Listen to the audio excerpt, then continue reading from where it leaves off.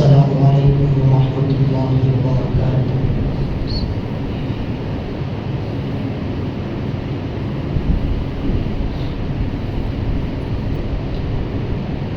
الحمد للہ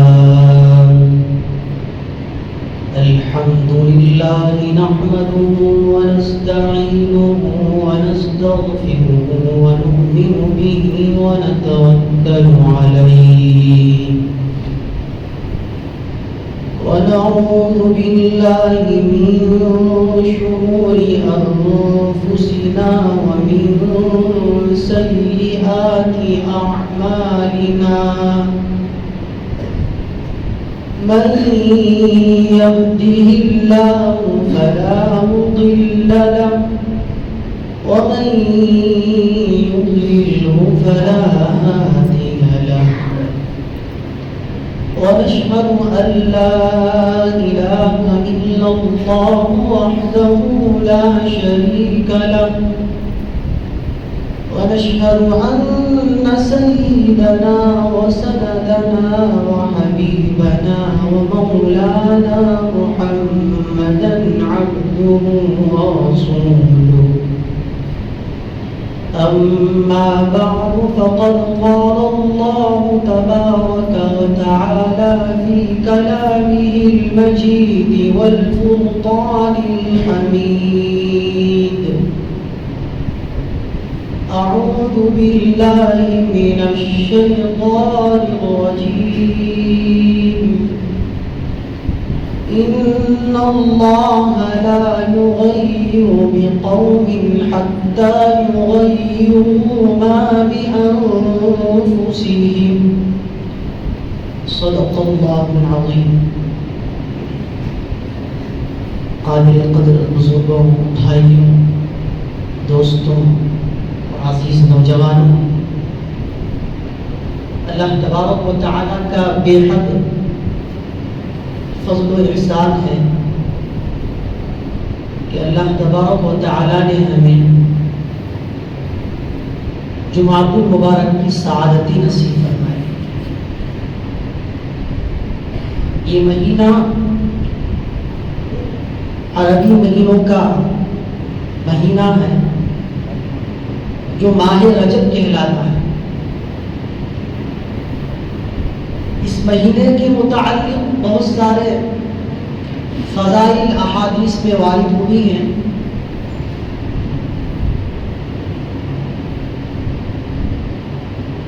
اللہ تبارک و تعالی کے پاک پیغمبر جناب نبی کریم صلی اللہ علیہ وسلم جب اس مہینے کی پہلی تاریخ ہوتی تو آپ کا یہ معمول تھا کہ آپ یوں دعا فرماتے: اللہم بارک لنا فی رجب وشعبان وبلغنا رمضان۔ اے اللہ، اس ماہ مبارک رجب اور شعبان، اس مہینوں میں برکت عطا فرما اور ہمیں رمضان تک پہنچا دے۔ یعنی یہ دعا فرماتے تھے کہ اے اللہ، ہمیں اس مہینے کی برکت سے اتنی زندگی دے دے کہ اس مہینے کی برکتوں سے فائدہ اٹھا کر ہم رمضان المبارک کے مقدس مہینے تک پہنچ جائیں۔ یہ ماہ رجب ہے، ماہ شعبان ہے، اور اسی طرح رمضان المبارک کا مہینہ ہے۔ یہ عبادتوں کا مہینہ ہے۔ اس میں آدمی اپنا مزاج بنائے عبادتوں کا۔ ہر وقت تو عبادت کر نہیں سکتا انسان، لیکن عبادت سے غافل بھی نہیں ہونا چاہیے۔ اللہ تعالیٰ کے ذکر سے انسان کو غافل بھی نہیں ہونا چاہیے۔ یہ دو مہینے جو ماہ رجب اور ماہ شعبان ہیں، اگر ان مہینوں میں ایک آدمی جب عبادتوں کا ایک معمول بناتا ہے، اپنی زندگی کے اوقات میں سے کچھ وقت ان عبادتوں کے لیے نکال کر اللہ تعالیٰ کی عبادت میں مشغول ہوتا ہے، تو یہی چیز ماہ مقدس رمضان المبارک میں عبادت کے لیے آسانی فراہم کرتی ہے۔ ورنہ انسان کاروبار میں الجھ کر عبادت کر نہیں سکتا۔ ان مہینوں کی مثال ایسی ہی ہے، یہ عبادتوں کا مہینہ ہے، عبادتوں کا موسم ہے۔ جس طرح پھل فروٹ کا ایک موسم ہوتا ہے، جس موسم میں انسان پھل فروٹ سے بھرپور فائدہ اٹھاتا ہے اور اس کو کھاتا ہے، لیکن اس کی ایک مدت ہوتی ہے۔ جب وہ مہینہ اور موسم ختم ہو جاتا ہے تو وہ پھل فروٹ بھی ختم ہو جاتے ہیں، پھر تلاش کرنے کے بعد وہ پھل کہیں بھی نظر نہیں آتا۔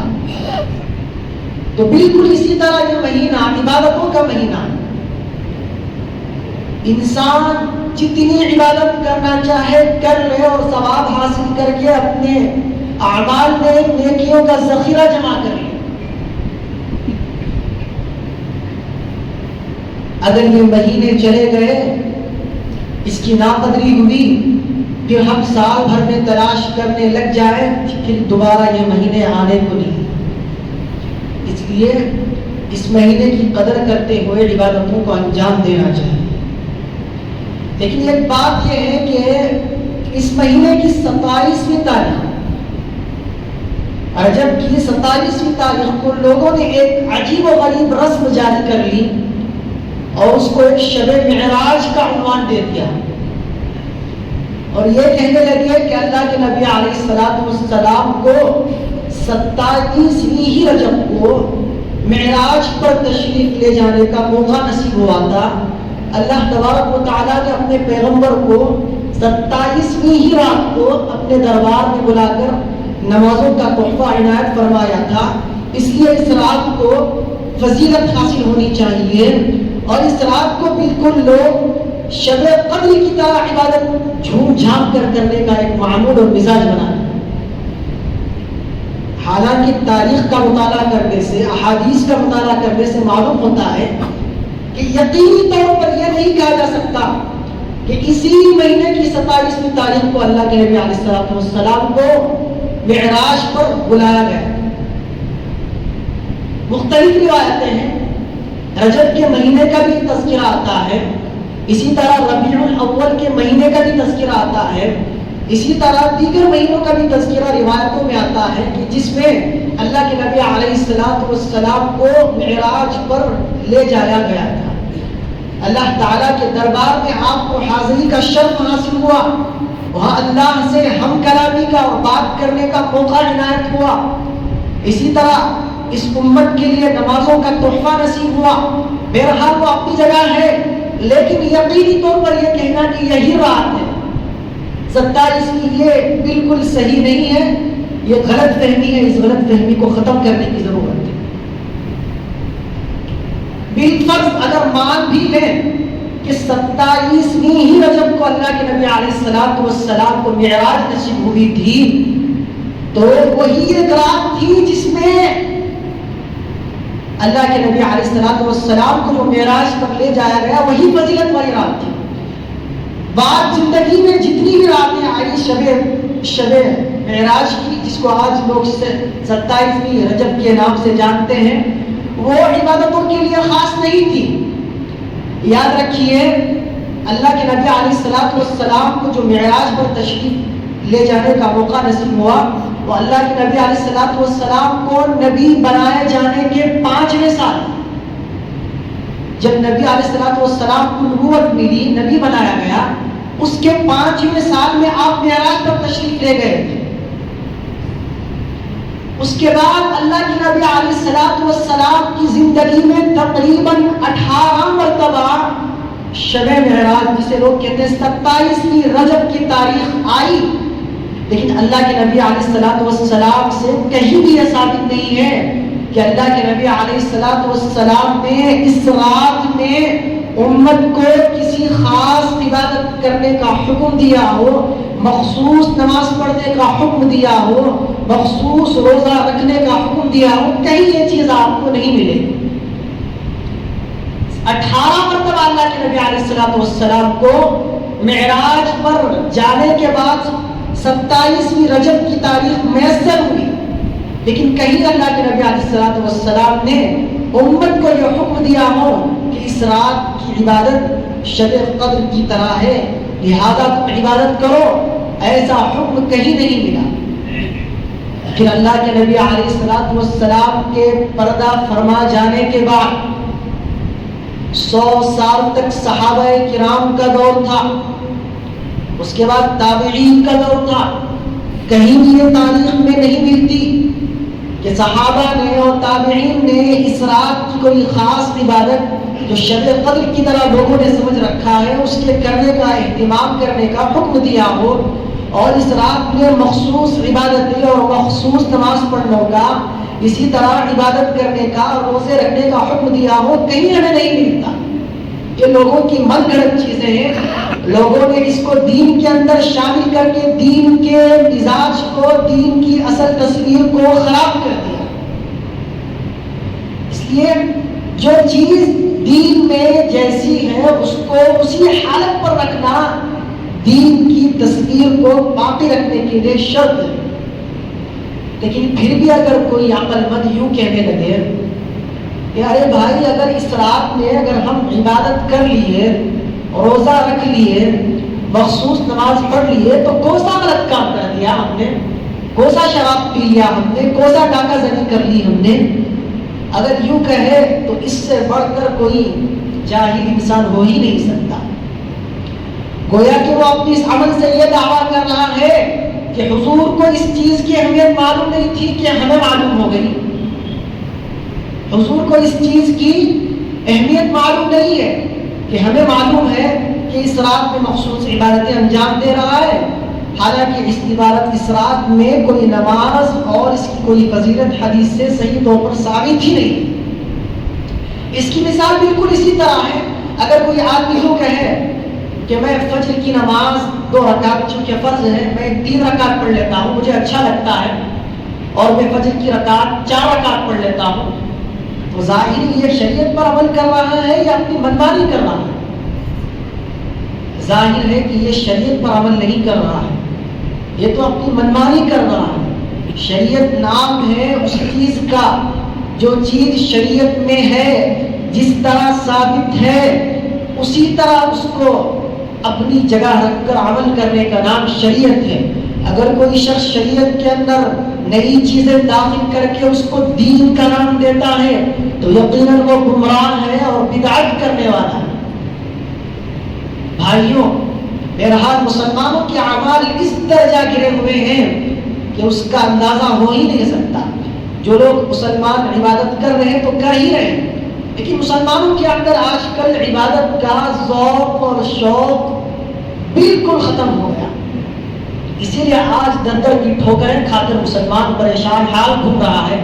مسلمانوں کو ہر طرح ظلم و ستم کے جوڑ میں چکی میں پیسا جا رہا ہے، مسلمان ہر طرح مصیبتوں میں پھنسا ہوا ہے، مسلمان ہر جگہ مسلمان تکالیف کا شکار ہے۔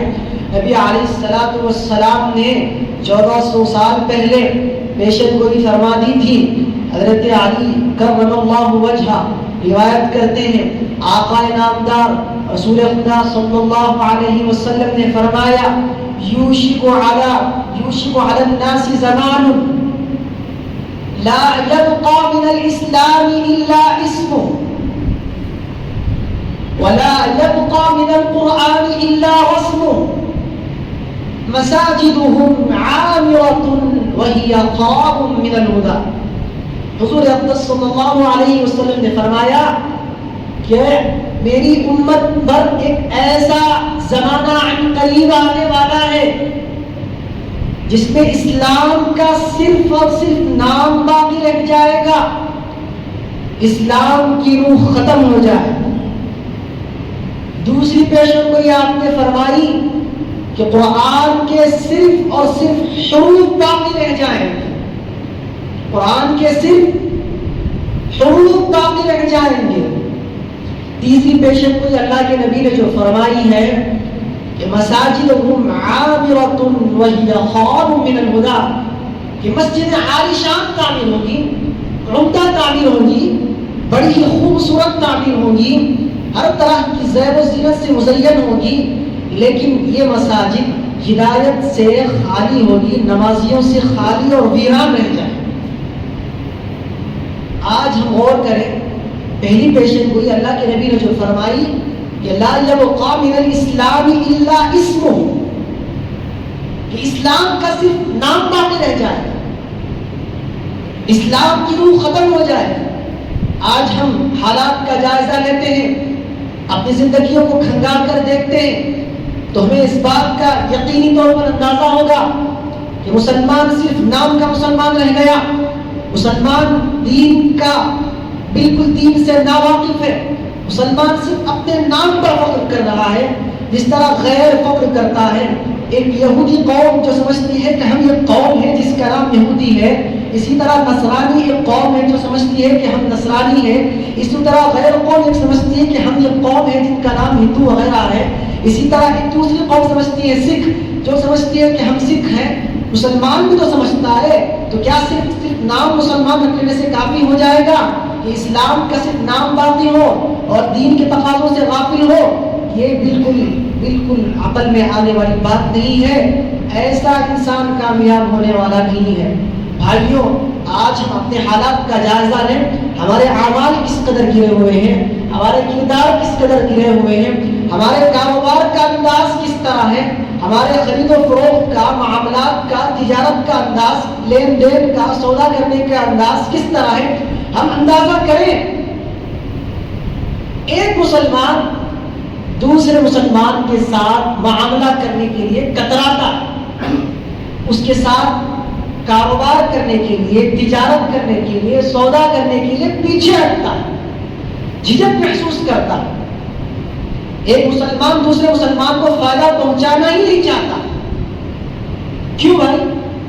بات یہ ہے کہ مسلمانوں کے اندر معاملات کی بھی صفائی نہیں ہے، مسلمانوں کے اندر کاروبار کا بھی ڈھنگ نہیں رہا، مسلمان تو کاروبار میں جھوٹ بولتا ہے، مسلمان تو کاروبار میں لین دین میں ٹال مٹول کرتا ہے، مسلمان کاروبار میں ناپ توڑ میں کمی کر رہا ہے، مسلمان کسی کے قرض کو لے کر ڈبا لیتا ہے، مسلمان وعدہ خلافی کر رہا ہے۔ وہی مسلمان دیگر غیر مسلموں سے معاملہ کرنے میں اپنے آپ کو فخر محسوس کرتا ہے اور اسے اطمینان حاصل ہوتا ہے کہ غیر مسلم کے پاس آپ سودا کرنے جائیں تو جب وہ کسی چیز کو تولتا ہے تو برابر نہیں بلکہ ترازو کو جھکا کر تولتا ہے۔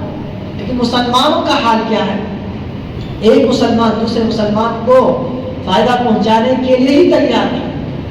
جو تعلیمات ایک مسلمان کو عمل کر کے دوسروں کو نمونہ بنانا تھا، دوسروں کے لیے رہنمائی کا ذریعہ بننا تھا، لیکن ایسا ہو رہا ہے کہ آج غیروں سے ہمیں سبق حاصل کرنے کی ضرورت پڑ گئی ہے کہ غیر تو معاملات ٹھیک رکھ رہے ہیں اور غیر تو معاملات اور کاروبار کا طریقہ بالکل ٹھیک رکھ رہے ہیں، اور مسلمان صرف نام کا مسلمان رہ گیا، نہ کاروبار کا لحاظ رہا، نہ حلال کی تمیز رہی، نہ حرام کا لحاظ رہا، نہ بچوں کی تربیت ٹھیک کر پا رہے، بس صرف نام کی مسلمانی رہ گئی۔ اور پھر اس کے باوجود مسلمان چاہتا ہے کہ حالات کا رخ بدل جائے، حالات پلٹ جائیں، اور مسلمان چاہتا ہے کہ اللہ تعالیٰ کی مدد کو، اس کی نصرت کو آنکھوں سے دیکھے، لیکن معاملہ ایسا ہے یہاں کہ اعمال ہی ٹھیک نہیں۔ آج دنیا میں کسی خطے میں بھی اگر کوئی مسلمان پریشان ہے تو صرف جو قوم پریشان ہے تو وہ مسلمان ہی پریشان ہے۔ امریکہ کے کسی علاقے میں پریشان ہے تو وہ مسلمان پریشان ہے، یورپ کے کسی علاقے میں پریشان ہے تو مسلمان ہی پریشان ہے۔ اگر یورپ کے کسی علاقے میں پریشانی کا سامنا اگر ہے تو وہ مسلمان ہے۔ فلسطین کی موجودہ صورتحال آپ اس سے واقف ہیں، وہاں پریشان ہے تو مسلمان پریشان حال ہے۔ یہ کیوں ہے؟ کیا ہمیں کبھی اس بات پر غور کرنے کا موقع میسر ہوا کہ ہم کیوں پریشان حال ہیں؟ ہمیں اس بات کا اندازہ لگانا ہے۔ یقیناً اللہ تعالیٰ کی غیبی نصرت اس وقت تک بندوں کو ہوتی رہتی ہے جب تک بندہ اللہ تعالیٰ کے احکامات پر، نبی علیہ السلام کے ارشادات پر، نبی علیہ السلام کی لائے ہوئی شریعت پر، آپ کے دین کے تقاضوں پر اپنے آپ کو ڈھالتا ہے، اپنی زندگیوں میں ان کو جگہ دیتا ہے، اسی وقت اس وقت تک مسلمان عروج کا شکار تھا، مسلمان عروج کی بلندیوں پر پہنچا ہوا تھا۔ مسلمان فاتح قوم کہلایا جاتا تھا. مسلمانوں کا ایک ایسا روب اور دبدبا تھا کہ غیر بھی ان کے محلوں سے گزرتے تو چپل پہن کر جانے کے بجائے اپنے ہاتھ پر چپل لے کر گزرتے. لیکن آج کی صورتحال کیا ہے؟ غیر کے ہاتھ کا کھلونا بنا ہوا انسان. پیچھے کیا سامنے بھی انسان مسلمان کی جان کے لالے پڑ رہے ہیں. مسلمان اپنی شناخت کو کھو دیا. مسلمان کو جو کرنا چاہیے تھا اس سے روگردانی کیا. مسلمان شریعت کو ٹھکرا دیا. مسلمان کے اندر ماڈرن تہذیب داخل ہو گئی. اسلامی ثقافت تہذیب و تمدن اور اس کی تعلیمات کو زندگیوں سے ٹھکرا دیا. تو اللہ تعالیٰ اسے رسوا کر کے دکھا رہا. ہمارے اعمال اس قدر گرے ہوئے ہیں، معاف کرنا بھائیوں، ہمارے اعمال اس درجہ گرے ہوئے ہیں، اس قدر گناہوں میں ملوث ہے، اللہ کو بھولا ہوا ہے. اگر اللہ تعالیٰ چاہے تو ہمارے اعمال کی بدولت، ہمارے بد اعمالیوں کے نتیجے میں ہمیں زمین میں دھسا دے. لیکن اللہ تعالیٰ کا خاص رحم و کرم ہے کہ اللہ تعالیٰ ہمیں معاف فرما ہے. کچھ مصیبتوں میں ملوث کر رہے ہیں، اس کا یہ مطلب نہیں ہے کہ ہمیں اس حالت میں رہنا ہے. ہمیں تو اپنے حالت کو سنوارنا چاہیے. قرآن کریم کی آیت ہے ان اللہ لا یغیر بقوم حتی یغیروا ما بانفسہم. اللہ تعالیٰ کسی قوم کو اس وقت تک نہیں بدلتے جب تک کہ وہ اپنی حالت خود نہ بدل لے.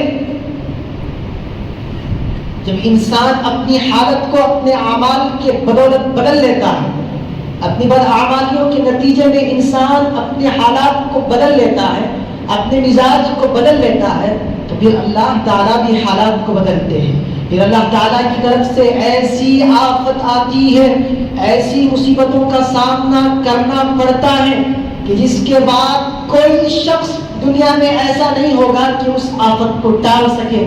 قرآن کریم نے فرمایا وَإِذَا أَرَادَ اللَّهُ بِقَوْمٍ سُوءًا فَلَا مَرَدَّ لَهُ. جب اللہ تعالیٰ کسی قوم کے ساتھ برائی کا معاملہ کرتے ہیں، اسے آفت بھیج کر اسے تہس نہس کرنے کا معاملہ کرتے ہیں، تو دنیا میں کوئی ایسی قوم نہیں ہوتی جو حالات کا رخ پلٹ دے اور اللہ تعالیٰ کی نازل کردہ اس مصیبت اور تکلیف کو ہٹا دے. یہ کسی مسلمان کے بس کی بات ہے ہی نہیں.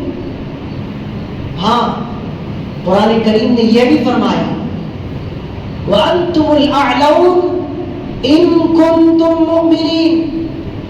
تم ہی سربلند رہو گے، تمہارے ہی چرچے ہوں گے، تمہارا ہی دبدبا ہوگا، تمہارا ہی نام ہوگا، تمہاری شان ہوگی. ہاں، شرط یہ ہے کہ تم سچے پکے مومن ہو کر بن جاؤ. سچے پکے مومن ہو جاؤ، پھر دیکھو اللہ تعالیٰ کی غیبی نصرت، اللہ تعالیٰ کی رحمتیں اور مسلمانوں پر اللہ تعالیٰ کی خاص مہربانیاں مسلمان اپنی آنکھوں سے دیکھے گا. فلسطین کی موجودہ صورتحال میں انسان تو بس خبریں دیکھ کر پریشان ہو گیا اور حالات زار وہاں کی جو پرکشش، جو عجیب و غریب جو کیفیت تھی، اسے دیکھ کر مسلمانوں کے دلوں پر بالکل ایسا زخم طاری ہوا جو جھلنی پڑ گیا. مسلمان پریشان حال ہے، لیکن اس کے باوجود کیا مسلمان اپنے اعمال کو ٹھیک کرنے کی کوشش کیا؟ کیا مسلمان مساجد کو آباد کیا؟ آپ دیکھیں محلوں میں فجر کے موقع پر کتنی مسجدیں آباد ہوتی ہیں. ان کے حق میں ہم کچھ کر نہیں سکتے، حالانکہ بہت کچھ کرنا چاہیے تھا. ہم تو بے بس ہیں، لیکن کم از کم اپنے اعمال کو ٹھیک کر کے، اپنے ٹوٹے پھوٹے اعمال کو دربار خداوندی میں پیش کر کے، اللہ تعالیٰ کے سامنے گریا کر کے، رو کر گر گرا کر حالات کی بہتری کی دعا کرنے کی بجائے مسلمان تو سویا پڑا ہوا ہے اور چاہتا ہے کہ حالات بدل جائے. اور مسلمان اس بات کا متمنی ہے، خواہش مند ہے کہ آج اتنے حالات ہو رہے ہیں کہ اللہ کیوں کیا نہیں کر رہا ہے، کیوں اللہ ڈھیل دے رہا ہے. شکایت یہ ہے کہ اتنے جانیں برباد ہو رہی ہیں، معصوم بچے یتیم ہو رہے ہیں، بڑی بڑی عمارتوں کے زر میں آ کر تباہ و برباد ہو رہے ہیں، غیروں کے ہاتھوں کا کھلونا بن رہے ہیں. کہ اللہ کو رحم نہیں آ رہا؟ یہ مسلمان سوال کر رہا ہے. اللہ تعالیٰ اسرائیل کو ڈھیل دے رہا ہے، غیروں کو ڈھیل دے رہا ہے. تو غور کرنے کا مقام ہے کہ ہم نے بھی اپنے اعمال کو برباد کر دیا. اللہ تعالیٰ ہمارے اعمال دیکھیے کس قدر گرے ہوئے ہیں, پھر بھی اللہ تعالیٰ ہمیں ڈھیل دے رہا ہے. جس وجہ سے ہمیں ڈھیل دے رہا ہے اسی وجہ سے اللہ تعالیٰ اس کو بھی ڈھیل دے رہا ہے. لیکن اس کا یہ مطلب نہیں ہے کہ یہ ڈھیل ہی ڈھیل ہے. اللہ تعالیٰ ڈھیل دیتے ہیں لیکن جب پکڑنے پر آتے ہیں اخذ عزیز مقتدر, ایسی زبردست قوت کے ساتھ پکڑیں گے پھر وہ عذاب کسی کے ٹالے نہیں ٹلے گا. اس لیے حالات کے تقاضوں میں اس بات کو ٹھان لینا چاہیے کہ ہم اپنے اعمال کو بالکل درست کریں.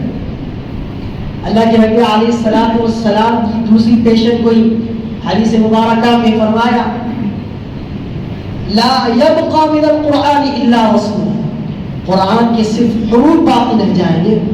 آج دیکھیں گے آپ موجودہ صورتحال میں دیکھ رہے ہیں کہ قرآن کے بے شمار نسخے ہیں, قرآن کے بے شمار ایڈیشن ہیں, لیکن ہم لوگوں کو قرآن پڑھنے کی اور اس کی تعلیمات پر عمل کرنے کی توفیق ہی نہیں ہوتی. ہم نے یہ سمجھ لیا کہ قرآن صرف قرآن خوانی کے لیے پڑھا جائے, قرآن صرف جھاڑ پھونک کے لیے پڑھا جائے, قرآن صرف جہیز میں دی جانے والی کتاب ہے, قرآن کوئی مخصوص ایام رمضان کا موقع آ جائے اور 2-3 صفحات قرآن کے پڑھ لیے, ایک قرآن مشکل سے پڑھ لیے یا قرآن کا کچھ حصہ پڑھ لیے تو ہم نے سمجھ لیا کہ قرآن کا حق ادا ہو گیا, پھر سال پر چھٹی ہو گئی. پھر قرآن کے کیا مطالبے ہیں, قرآن کے اندر کیا تعلیمات موجود ہیں, قرآن انسان کو مسلمان کو کیا کہہ رہا ہے, اس کی طرف بالکل توجہ نہیں ہے. حالانکہ قرآن قانون ہے, قرآن دستور ہے, قرآن ہدایت نامہ ہے, قرآن بشارت ہے, قرآن یہ دلوں کو تسکین لانے والی کتاب ہے. لیکن افسوس کہ مسلمان اس قرآن کے ساتھ وہ معاملہ نہیں کر رہا ہے جیسا کہ اس کے ساتھ معاملہ کرنا چاہیے تھا. قرآن کیا کہہ رہا ہے, قرآن کی کیا تعلیمات ہیں. ہم اپنی زندگیوں میں ایک وقت, اپنے معاملات میں ایک وقت نکالیں, قرآن کریم کو سیکھیں, اپنے اعمال کو سنواریں. قرآن کریم ہم سے کیا کہہ رہا ہے, حالات کی روشنی میں قرآن ہمیں کس طرح کی رہنمائی کر رہا ہے. قرآن پڑھیں گے تب ہمیں معلوم ہوگا, قرآن کی مجلسوں میں بیٹھیں گے, قرآن سے شغف ہوگا, قرآن سے لگن ہوگی, تب جا کر ہمیں معلوم ہوگا کہ ان حالات میں ہمیں کرنا کیا چاہیے. حالات جو ہیں ہماری بدعمالیوں کے نتیجے میں بدل گئے. اگر ہم چاہتے ہیں کہ حالات ٹھیک ہو جائیں, حالات مسلمانوں کے حق میں موافق ہو جائیں, مسلمانوں کا نام روشن ہو جائے, مسلمانوں کو عروج حاصل ہو جائے, تو ہمیں اپنے اعمال کو سنوارنے کی ضرورت ہے. اپنے اعمال کو, اپنے زندگیوں کے روز مرہ کاموں کو سنوارنے کی ضرورت ہے اور ناجائز کاموں سے اپنے آپ کو بچانے کی ضرورت ہے. سچے پکے مسلمان بننے کی ضرورت ہے. تو پھر انشاءاللہ ہم اپنی نظروں سے, اپنی آنکھوں سے دیکھیں گے کہ اللہ تبارک و تعالیٰ کی مدد کیسے آتی ہے. دعا فرمائے اللہ تبارک و تعالیٰ ہمیں کہنے سے زیادہ, سننے سے زیادہ عمل کی توفیق مرحمت فرمائے. وما علینا الا البلاغ.